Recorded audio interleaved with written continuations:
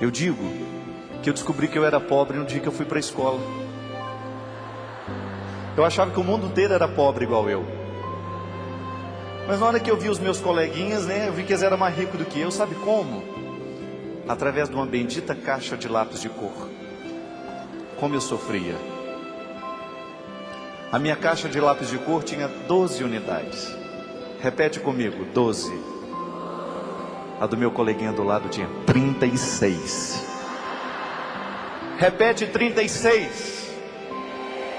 E eu lhe pergunto, 36 humilha ou não humilha o 12? Até na hora que fala, 36, 12.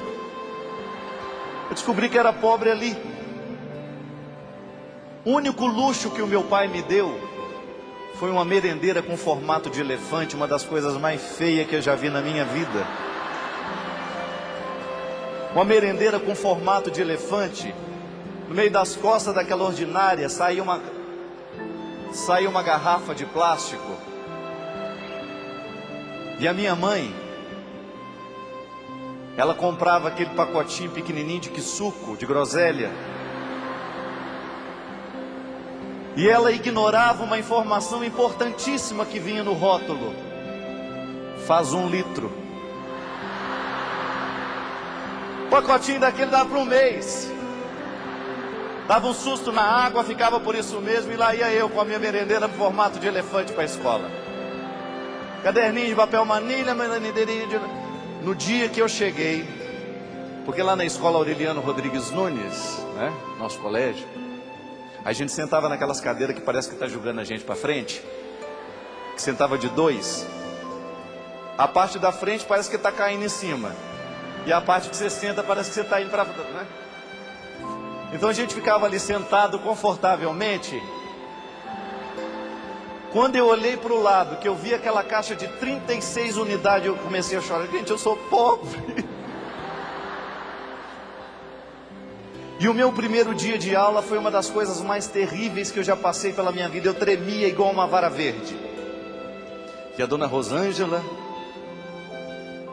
toda, ela era a melhor professora daquela época. A gente sabia disso, que nós estávamos nas mãos de uma das melhores profissionais da cidade. Ela começou a dar aula dela, dizendo quem ela é. Lembro até hoje do nosso nome do livro. É Tempo de Aprender. E o outro era Caminho Suave. E de suave não tinha nada.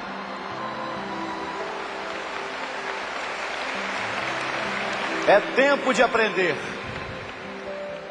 Gente, quando eu vi aquele contexto todo, caixa de lápis de cor de 12 unidades, 36 mil miliano, aquela merendeira com aquela água suja que a minha mãe falava que era um suco, eu fui ficando tão desesperado que eu pensei, eu não posso ficar aqui. Esse sofrimento está demais para mim. Aí eu pensei, o que eu vou fazer? Aí cruzei as pernas e fiz aquilo que todo homem pode fazer sozinho.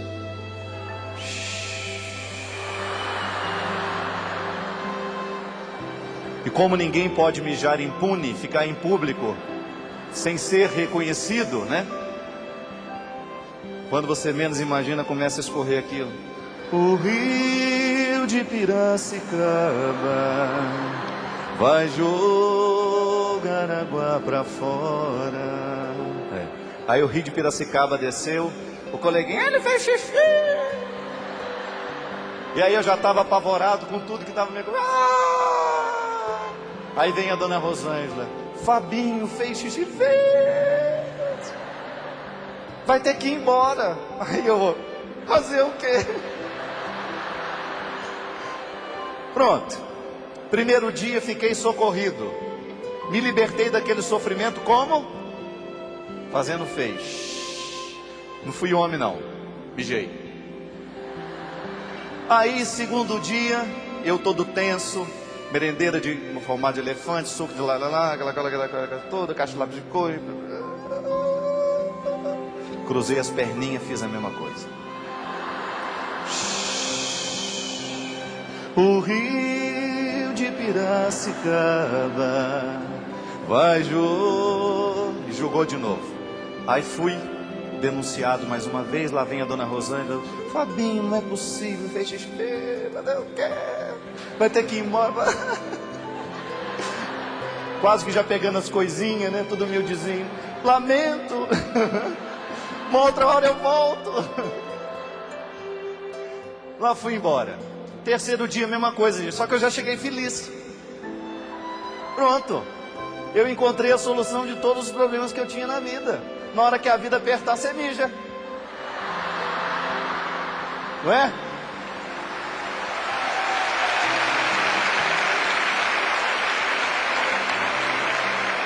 Como ninguém vai aguentar um mijão por perto, joga a banda embora.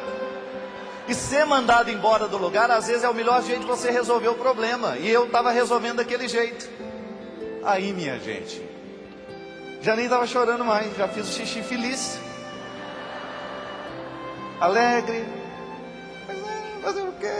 Fez xixi consolado, já consciente de que era um mijão feliz. Mas aí é isso que a dona Rosângela me deu uma rasteira nessa hora. Fez xixi de novo. Vai ter que ir embora. Não. A mamãe mandou avisar que se fizesse de novo, aqui tem uma cuequinha.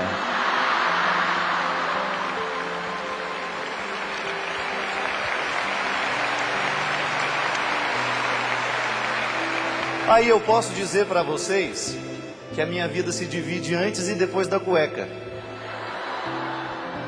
Mas o que eu acho interessante daquela lição do passado, do medo da escola. Alguém aqui não teve medo de ir para a escola, gente? Você não teve, não? Eu tinha demais. Eu tinha um medo danado de escola. E aquilo foi, para mim, uma experiência de começar a lidar com os meus limites. Naquele momento em que eu queria sair fora, em que eu queria abandonar o barco, em que eu não queria enfrentar o sofrimento. Por quê? Mais uma vez, a escola é um momento da diferenciação, em que você é colocado no meio dos diferentes. É lá que você começa a reconhecer o que você não tem. Porque infelizmente o primeiro movimento humano, quando nós estamos colocados no meio de outras pessoas, é a gente reconhecer que eles são melhores do que nós. O limite que se estabelece no momento em que eu caio na tentação de esquecer quem sou eu para prestar atenção no que o outro é. E aquele momento da escola era insuportável, porque você tinha que lidar com a pobreza. Eu sou pobre. Eu sou pobre, pobre, pobre de maré, maré, maré. Ele é rico, rico, rico. Pronto. Até as musiquinhas que a gente cantava lá era uma tristeza. Igual a gente lembra que a gente falou aqui das musiquinhas que a gente adormecia. Boi, boi, boi, boi da cara preta, pegue essa criança que tem medo de cá. E a gente tinha que dormir ouvindo isso. Na escola era mais ou menos assim, você tinha que conviver com esse sofrimento de ser você quem você é, de não saber. Eu me lembro, gente, que quando essa mulher falava torneio dos fatos, porque eu tinha pavor de matemática. Posso nem falar o nome da Bernadette de novo, que ela achou que eu estava ficando bravo com ela. A Margarete, a Bernadette, a Gorete, tudo professor de matemática. Eu tinha pavor de matemática desde a minha tenra infância. Por quê? Eu encarava a matemática maior do que a mim. O fato de ter dificuldade de estudar matemática, e eu conto ali, a partir da história de uma outra garota, quando eu tinha medo de alguma coisa, eu não enfrentava. E quanto menos eu enfrentava, mais medo eu tinha daquilo que me causava medo. É engraçado, mas a escola, a infância, ela é um tempo privilegiado para nos ensinar lições para o resto da vida. Assim como um dia eu tinha medo de estudar matemática, quanto mais medo, menos eu sabia. Quanto menos eu sabia, mais eu tinha medo. Eu não respeitava o meu limite. Eu tenho dificuldade de aprender matemática, esse é meu limite. Mas a partir do momento que eu respeito, eu começo a lidar de maneira diferente com ele. Isso eu aprendi com ela. Então tá bom, se você não sabe, a gente vai buscar caminhos para aprender. Se existe alguma coisa nessa vida que lhe mete medo, que lhe causa medo, respeita, mas não permita que o medo seja determinante, porque senão você vai ficar eternamente com medo. E eu costumo dizer que os fantasmas, eles sobrevivem do nosso medo. Pode observar, quando a gente tem medo do sofrimento que a gente está enfrentando, ele se torna maior do que é. Como a menininha que estava desesperada porque o namorado foi embora. Olha nos olhos deste fantasma e vê se ele merece esse respeito todo. Muitas vezes o nosso sofrimento é duplicado dentro de nós, porque nós alimentamos a experiência do medo. Sofrimento não é para a gente ter medo, é para a gente ter coragem de enfrentar, porque senão ele vence. É o momento em que você se fortalece para saber: eu não posso enfrentar isso de qualquer jeito, eu tenho que reunir as minhas forças.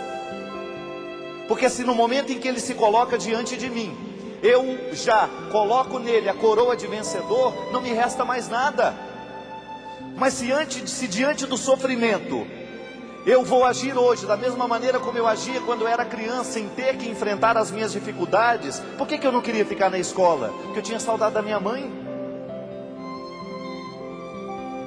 Eu tinha medo de ficar longe dela. Mas se um dia a gente não enfrenta esse medo, nós vamos ficar colados na mãe o resto da vida. E nós não vamos ser nada nessa vida se a gente fica agarrado na saia da mãe. Chega um momento em que a mãe precisa passar pelo sofrimento de deixar embora, e o filho precisa passar pelo sofrimento de se desligar.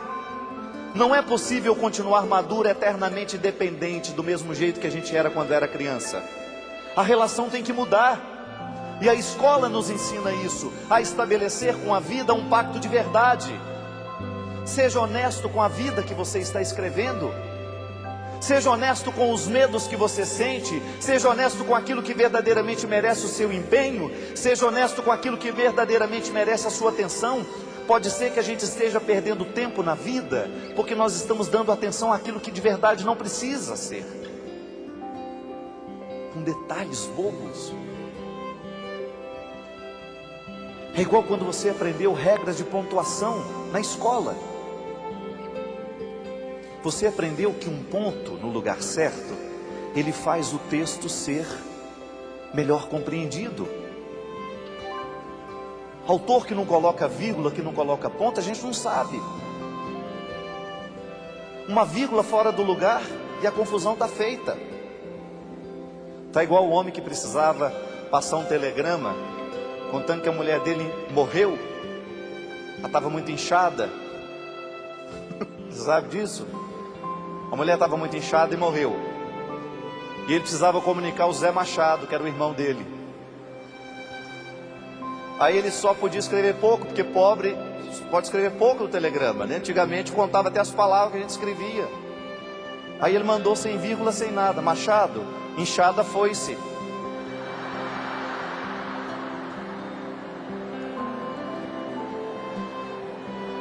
A mulher que estava inchada foi-se. A notícia não chega se o ponto está fora do lugar. A gente não entende o que o outro está querendo dizer. E mesmo que eu não vou estar lá do seu lado falando assim: olha, cuidado com essa frase, está escrito meio errado, mas não foi isso que eu quis dizer, não. Você não leva o autor para você, você leva o texto dele. E ali que tem que estar a competência. Como é que ele construiu aquele texto? Foi a dona Rosângela que me ensinou isso. Que o texto tem que ser bem pontuado, senão você não vai ler direito. Minha gente, na nossa vida é do mesmo jeito. Às vezes está um PT com uma bagunça danada na nossa vida, é porque a gente não põe o ponto no lugar certo. Quanta falta faz uma exclamação na vida da gente? Para que serve o ponto de exclamação? Aliás, eu tenho uma implicância daquele povo que manda no MSN aquelas letrinhas, fica fazendo assim. Já viu as exclamações que dançam na tela? Elas andam para lá, você está lendo um e-mail, elas estão andando. Uma exclamação serve para quê? Para dizer: para nesse lugar que aqui tem uma emoção sendo contada. Eu amo você. Diferente de ponto final. Eu amo você. www.amovocê.acabou. Né? Não. A exclamação está dizendo que falta uma emoção. A emoção no lugar errado, ela causa desgraça. É igual falar assim: sua mãe morreu, recebemos a notícia agora. Não. A exclamação no nosso rosto, na nossa expressão, ela dá notícias do que a gente está sentindo. É como você chegar na casa de uma pessoa e ela vai falar assim: que bom que você veio, né?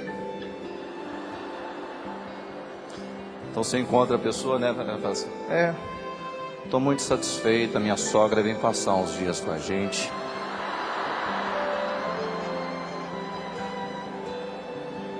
A gente está recebendo uns parentes aí que estão vindo lá de Mossoró, vão passar uns dias aqui em São Paulo.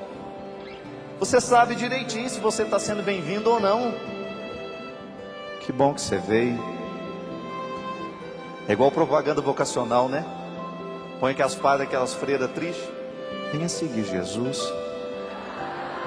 A gente é muito feliz. Se você não vê a felicidade estampada na vida, no rosto, não adianta. E às vezes eu sempre digo, o que falta na nossa vida de padre, às vezes é ponto, exclamação. Adélia Prado, eterna matriz da minha literatura. Inclusive, as duas irmãs dela estão aqui, que nós estamos procurando desde o dia que começou esse acampamento.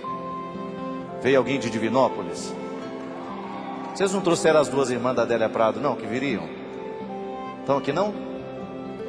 A Adélia Prado, falei com ela na semana passada, e ela estava contando que as irmãs dela viriam. Eu achei dela engraçada demais. Ela falou assim: Padre do céu, às vezes me dá uma agonia, que a gente vai para a igreja para rezar, mas a gente não consegue. Sai de lá doida para arrumar um lugar para eu rezar. E é verdade. A nossa celebração, se a gente não põe a exclamação no que a gente está fazendo, as pessoas não percebem. Não vão perceber nem que o momento é santo. Uma exclamação no nosso rosto, no nosso jeito de celebrar, isso faz falta. Faz falta na sua vida. Pode observar quantas brigas e quantos sofrimentos nascem dentro de casa, quando a gente convive com uma pessoa que não sabe pôr exclamação na cara. Ela está sempre assim, pessimista. Está igual uma amiga que eu conheço. Outro dia parei: e aí, querida, como é que estão as coisas? Nada bem. Aí já levei aquele susto, né?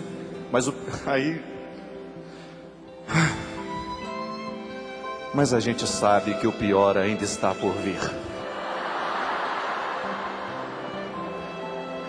Faltando exclamação, serenidade na hora de viver.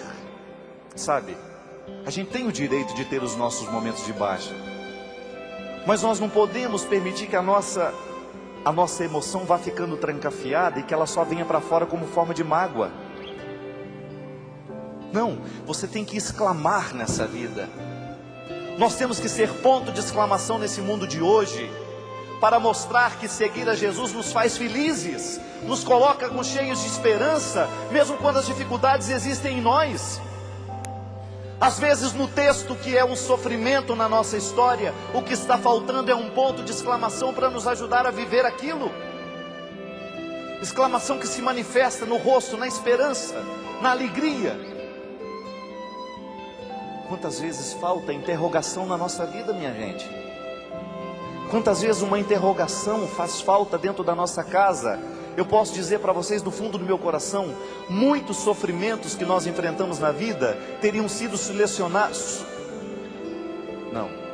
evitados, solucionados, se a gente tivesse perguntado antes.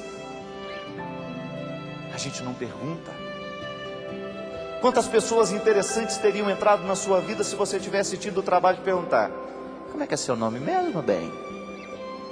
Ficou sentado aí, dormiu no mesmo lugar, e a gente não tem coragem muitas vezes de sair do nosso lugar para olhar o outro.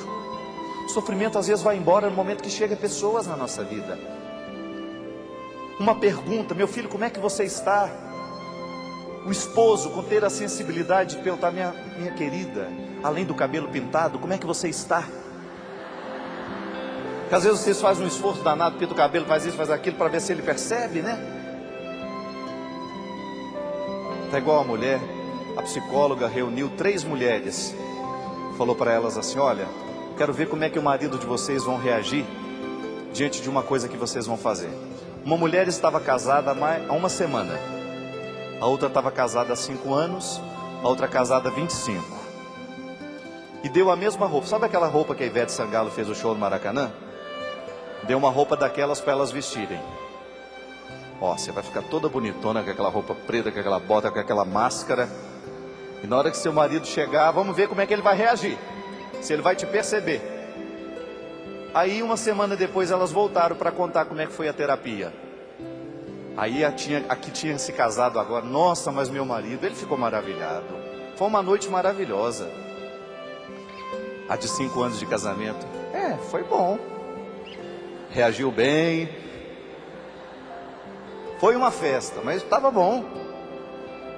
Aí a de 25 anos: e aí, minha querida? Ela muda, né? Quando ele chegou, abriu a porta, eu estava no meio da sala vestido com aquela roupa.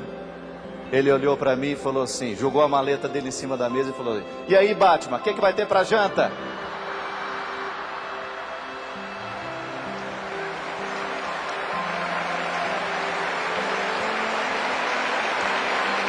Agora você já imaginou, gente, que humilhação você ser chamada de Batman e ainda te pergunta o que tem para janta? Às vezes o que falta no relacionamento e boa gênese dos sofrimentos é essa capacidade de perceber o outro. Às vezes a nossa percepção do outro está tão prejudicada pela nossa pressa, pela nossa indiferença, que a outra tadinha está fazendo todo esforço para ver se chama a atenção da gente e a gente não consegue. Não consegue perceber o outro. Oh meu Deus, que falta faz uma vírgula, né? Dar calma ao processo do amor, da vida. Como nos falta vírgulas. Tudo corre. Já sai vestindo a roupa, comendo um pedaço de... Mamãe, eu estou atrasado. Se você quiser ver, você tem que correr atrás e ficar olhando por baixo, né? Senão você não acha ninguém dentro de casa. Falta vírgula. Boa parte dos nossos sofrimentos estão na pressa que nós estamos vivendo. Nós somos apressados demais. Somos apressados demais. A gente olha depressa, a gente chega depressa, a gente sai depressa e de repente vai ficando um vazio dentro de nós. A gente chega muito depressa na vida do outro, a gente sai depressa demais na vida do outro. Arruma namorado depressa, termina depressa, arruma depressa, termina depressa e vai. Que falta faz um ponto final? Você olha para aquela criatura com aquela cara de velório eterno. Parece que ela é uma sobrevivente do Titanic. Chegou a nado, de tão esgotada que ela está de força. Ela não está aguentando um vento mais forte, que ela cai. Aí você olha para aquela cara de... o que está acontecendo? Meu namorado, padre. Ah é? Está namorando há quanto tempo? 22 anos. Aí ela já começa a engatar um choro. O senhor acha que ele está me enrolando? Imagina! Está só te conhecendo melhor para depois dizer que não quer. Ponto final. Quanto sofrimento se estende na nossa vida porque a gente não sabe pôr ponto final nas coisas. Chega, eu não sou seu objeto, eu não sou sua escrava. Ou você muda de vida ou vai ter que ir embora da minha vida.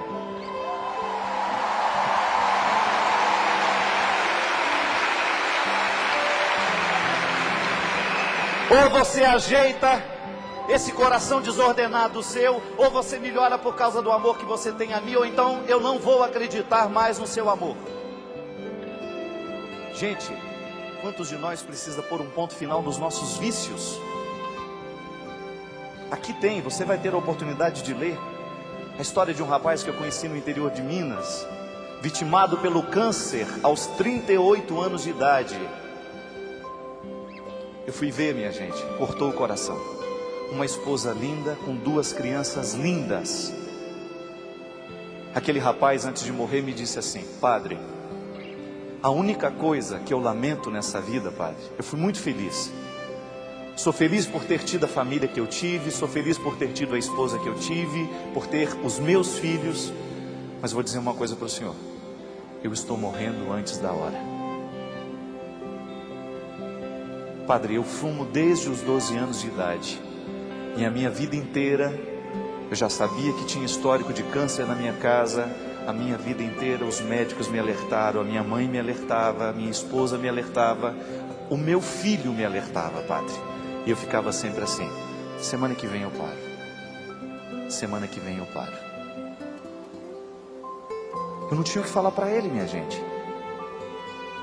Falta de ponto final, falta de coragem de inventar o limite.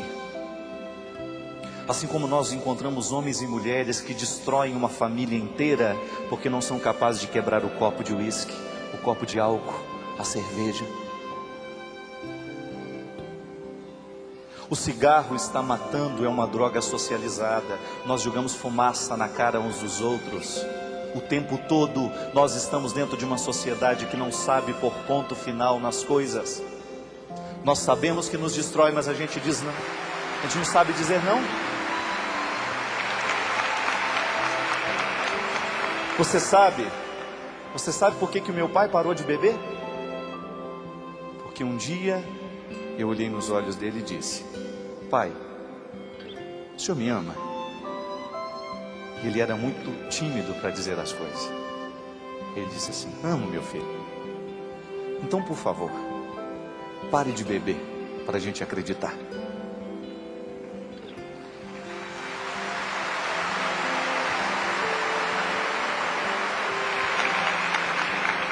Porque aquilo que o Senhor faz com a gente, quando a gente vê o Senhor embriagado, aquilo que o Senhor faz com você, nos dói tanto, Pai, que a gente não acredita mais que o Senhor nos ama.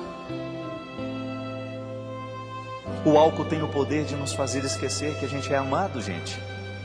Ninguém pode ser feliz num lar marcado pelo álcool, não pode ser. E se isso não é pecado, então eu não sei o que é pecado no mundo. Se eu matar a minha saúde, se eu privar o meu filho de ter um pai por mais tempo, se eu privar os meus filhos de ter uma mãe por mais tempo, não é pecado, então eu não sei o que é pecado nessa vida. Se eu me mato antes do tempo, então eu não sei o que é pecado. Mas é tão difícil, padre. Só foi fácil começar. Pelo amor de Deus, se você não tem esse vício, não ouse colocar isso na sua boca, porque as indústrias que fabricam os cigarros, o interesse deles é um bando de gente viciada, não é outra coisa. O viciado não tem controle.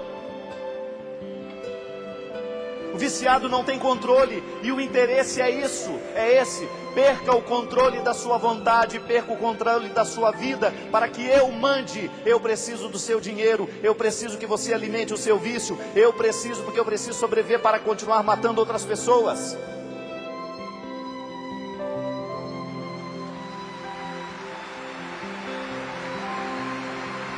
E sabe por que eu digo isso, minha gente? Porque o meu pai, se ele foi alcoólatra ao tempo que ele foi, eu nunca, nas missas em que nós participávamos com família, eu nunca escutei um padre dizendo que beber era pecado. Nunca escutei. Em outros tempos não tínhamos essa preocupação. Mas hoje você vai escutar na boca de muitos sacerdotes esparramados pelo Brasil, na luta de muitos sacerdotes, como aquele grande padre que uma vez participou do meu programa, lá no interior do Pernambuco, ele me dizendo no telefone: padre, na minha festa de cidade, eu não quero permitir que os meus jovens sejam destruídos com aquilo que eu promovo.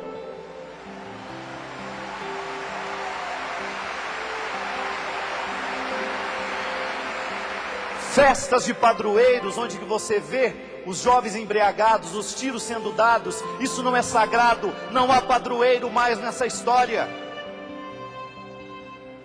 Não há mais padroeiros nessa história. O sofrimento humano está sendo gerado cada vez mais que o vício cresce, quando nós não temos a coragem de colocar o ponto final nas coisas. Chega, a partir de hoje, pelo amor que eu tenho a mim mesma, eu vou jogar esse cigarro fora. Vai ser difícil, vai. Mas o benefício que isso me trará não tem preço, minha gente. Encoraje-se para isso. Encoraje-se para jogar fora essas pequenas doses de morte que você joga no seu organismo. Sofrimentos futuros virão. Já chega o tanto de sofrimento que vem sem a gente pedir. Padre Léo, uma das coisas mais honestas que eu ouvi daquele homem. Aliás, hoje, sabe o que eu estava pensando aqui comigo? Que uma das alegrias que eu vou morrer sem ter visto. Porque o Léo foi um dos homens mais importantes na minha formação de padre. Os homens que mais me fez ser o que eu sou.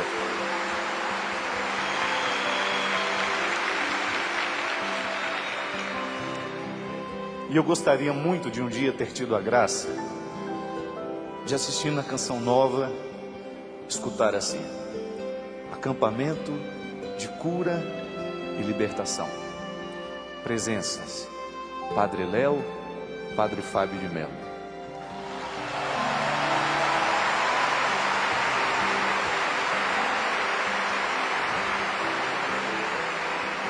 Eu nunca tive a graça de fazer um acampamento com ele. E antes dele morrer, ele me disse assim, está no meu livro: Fábio, eu nunca pedi a Deus que me curasse do meu câncer. Eu falei, por quê, Léo? Porque eu busquei com as minhas mãos. Eu fumei a vida inteira e você sabe disso. Eu fumei a minha vida inteira e você sabe disso. Seria muito injusto eu ter plantado limão e pedir agora que Deus me faça colher laranjas. Então sabe o que eu estou pedindo para ele, meu filho?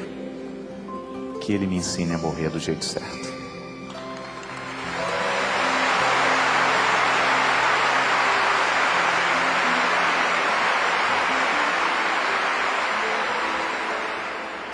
Às vezes o que nós queremos fazer com Deus é isso. Nós fazemos tudo errado ao longo da vida e depois no final nós queremos que Ele conserte. Mas há uma regra linda da vida: um círculo não pode ser quadrado. O milagre de Deus na nossa vida sempre pede a responsabilidade humana. Conversão começa na cozinha, na comida que nós preparamos para os nossos filhos. Está mostrando ali se nós estamos comprometidos com a saúde deles ou não. Se conversão não passa pelas panelas, pelas frigideiras, então eu não sei onde é que passa. Se Deus não muda o nosso jeito de comer, se Deus não muda os nossos hábitos em hábitos doentes para hábitos saudáveis, como é que eu vou me ajoelhar e pedir a Deus que me dê saúde? Se eu não faço a minha parte, eu lhe pergunto, é honesto que eu queira que Deus faça a parte dele? Não. Está errada a frase, a parte dele ele já fez. A parte dele ele já fez, ele já me deu a vida, ele me deu a saúde, eu já nasci com tudo em ordem, tudo em funcionamento. Agora é cuidar. Se o ponto final não vem no momento certo, minha gente, a gente não vai conseguir virar a página nunca. O nosso texto vai ser um desastre, a nossa vida vai ser uma experiência terrível, lamentável para quem colocar as mãos depois e vai ler. Só que a vida do Léo hoje para nós é um modelo. E cada vez mais eu cresço essa consciência. O grande milagre que o Padre Léo pode fazer na nossa vida, sabe o que é?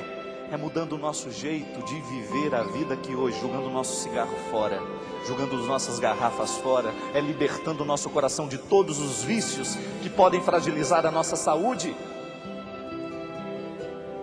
Há tantas enfermidades que nós não buscamos, eu sei disso. Mas muitas enfermidades são costuradas por nós mesmos, costuradas no corpo pelas nossas atitudes. O sofrimento é físico, ele é psíquico, e nós buscamos os dois. O que a gente come no nosso dia é determinante para o nosso organismo ter saúde ou não. O que a gente alimenta na nossa mente é determinante para que a gente tenha saúde mental ou não. O que a gente busca espiritualmente na vida é determinante para que a gente seja feliz ou não. Como é que eu vou querer ser feliz se o meu espírito não recebe nada de bom? Eu vivo em torno de fofocas, eu vivo em torno de conversas fiadas, eu não assisto um filme que presta, eu não acesso um site que verdadeiramente possa me construir, eu não leio um livro que me faça bem, eu não vejo um programa de televisão que esteja comprometido com a minha felicidade. Como é que eu posso querer saúde espiritual? Saúde espiritual é labuta, é dia a dia. A saúde do corpo e a saúde da alma andam juntas. Chega de nós fazermos essa dicotomia de corpo e alma. É junto, é tudo junto. A conversão me transforma por inteiro.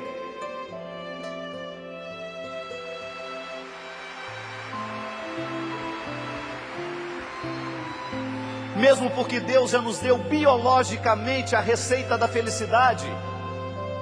Existe um bendito de um hormônio, é bendito mesmo, que a gente produz cada vez que a gente se exercita, que causa bem-estar. Quanto menos a gente se exercita, mais a gente fica no sofá comendo a pipoca, tomando Toddy, menos a gente produz, mais infeliz a gente vai ficando. Aí eu estou com ansiedade,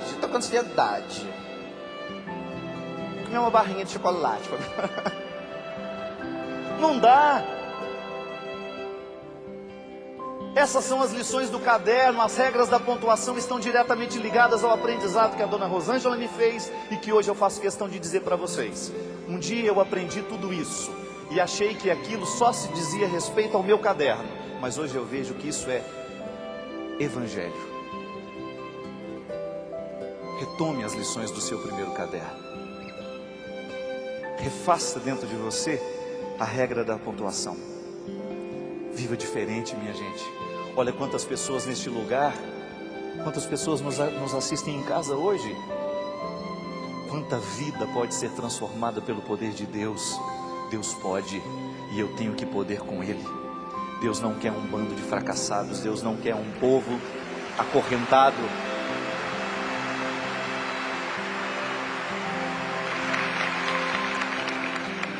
Tome uma atitude a partir de hoje. Tenha coragem de colocar o seu sofrimento na mesa. Tenha coragem de olhar para ele. O que é que está gerando esse sofrimento na minha vida? Onde está a minha culpa? Onde é que está a minha responsabilidade? Culpa não, culpa ninguém merece. Onde está a minha responsabilidade diante de tudo isso que está sendo ruim? Onde é que eu estou errando para que esse sofrimento continue dentro de mim? Ou será que a minha atitude hoje está gerando sofrimentos para o futuro? Será que eu estou comprometendo a minha saúde com as escolhas que eu estou fazendo hoje? Cada vez que você colocar a comida na mesa, pensa nisso. Jesus está de olho no seu prato.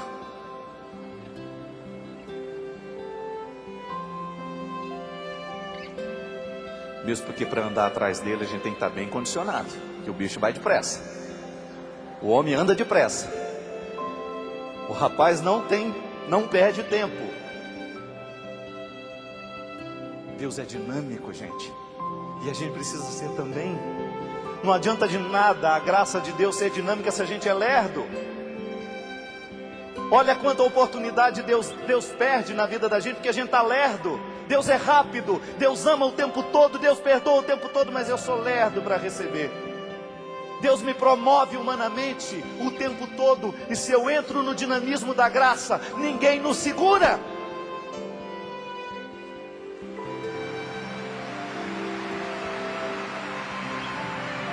Não deixe essa vida ruim, esse sofrimento demorar demais dentro de você, não. Acelera. Rubinho não, Ayrton. Acelera.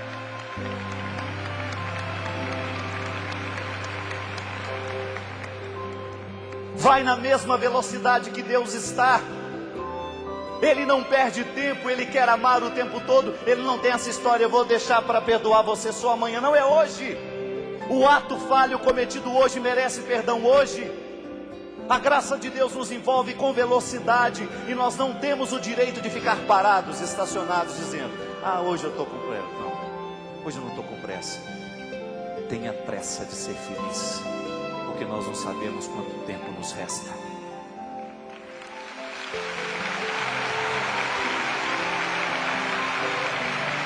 Tenha pressa Tenha pressa de se reconciliar com seu marido, você não sabe quanto tempo você vai tê-lo. Tenha pressa de reconciliar-se com sua esposa, você não sabe quanto tempo você vai tê-lo.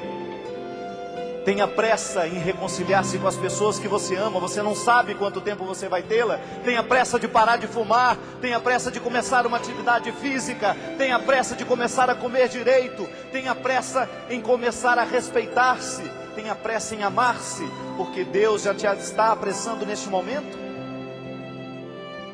Tenha pressa em querer a vida, tenha pressa. O que está escrito em mim comigo ficará guardado se lhe dá prazer. A vida segue sempre em frente, o que se há de fazer. Só peço a você um favor, se puder, não me esqueça num canto qualquer. Vai ficando de pé comigo, vamos lá.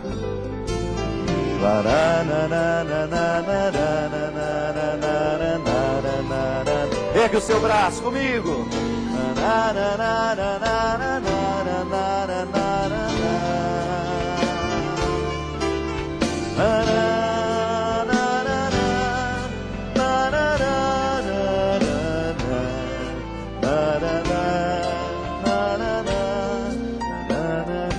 E agora, antes de nós colocarmos as nossas oferendas no altar, eu gostaria que você colocasse a mão nas pessoas que estão do seu lado, o ombro. Nós vamos fazer, não pode fechar esse corredor, depois a gente volta para o lugar. Nós queremos fazer uma oração agora. Uma oração para preparar o nosso ofertório. Eu tenho certeza que Deus mexeu no coração de muita gente aqui. Tenho certeza absoluta que muita gente está incomodada com o ponto final que precisa colocar, com a vírgula, com a exclamação, com a interrogação, ou então com a virada de página. Quem quer virar a página aqui? Que bom. Mas esse virar a página não é teórico, tem alguma coisa concreta, não tem? Que significa isso? Eu vou virar a página, Padre. Eu vou largar esse bendito desse cigarro. A partir de hoje a minha vida vai ser nova. Sem nicotina no sangue nem na alma. Sem metástases. E eu gostaria que você pedisse hoje a Deus essa graça. Não tenha medo. Ah, mas eu acho que eu não vou dar conta, Padre. Não, esse pensamento não pode lhe ocorrer agora. Nós acreditamos em Deus. É Ele que vai segurar a sua mão para ajudar a virar essa página. É Ele que vai lhe encorajar para você poder tomar a iniciativa e dar o passo que hoje é tão necessário na sua vida. Feche seus olhos e deixe que fale hoje Deus ao seu coração para lhe dizer o que você precisa retirar da sua vida hoje. O que você precisa consertar para que a sua página seja verdadeiramente virada.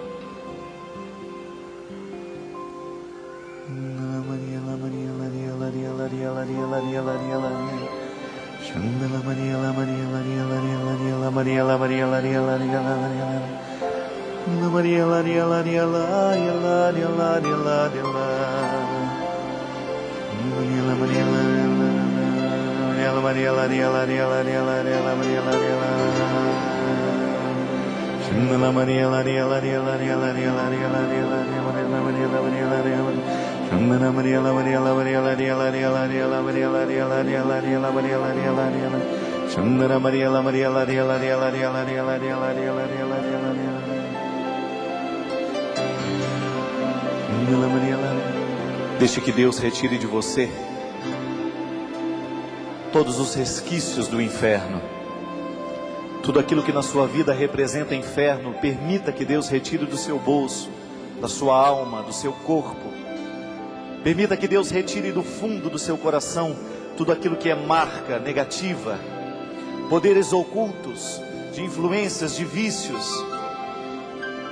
Arranque fora todos os poderes de sombra, sobretudo aqueles que oprimem a sua vontade, que falam que você, eu não posso, eu não consigo, eu não quero.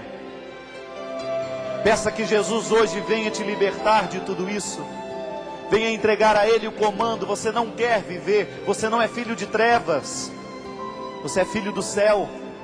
Proclama esta verdade, proclama este milagre na sua vida hoje. A partir de hoje, a partir de agora, eu quero assumir a minha vida na perspectiva do céu, de tudo aquilo que me ilumina. Eu não quero mais viver sobre a sombra, não quero mais viver sob a sombra de absolutamente nada. Eu quero viver na luz que vem de Deus, para que Ele ilumine os meus sentimentos, os meus pensamentos, a minha história, a minha família, as minhas decisões. Revista-se da glória do céu agora. Aceite esse poder de Deus. Aceite essa força restauradora do Espírito Santo. Aceite o sangue precioso de Jesus a lhe cobrir, a lhe trazer o poder de uma vida nova, de uma vida restaurada. Aceite a força do céu, o auxílio divino. Diga: Senhor, eu preciso de Ti. Eu preciso da Tua luz para que o Senhor me ajude a me libertar de todos os vícios. E eu quero me comprometer contigo, Senhor, a tomar a atitude humana que será responsável pelo milagre na minha história.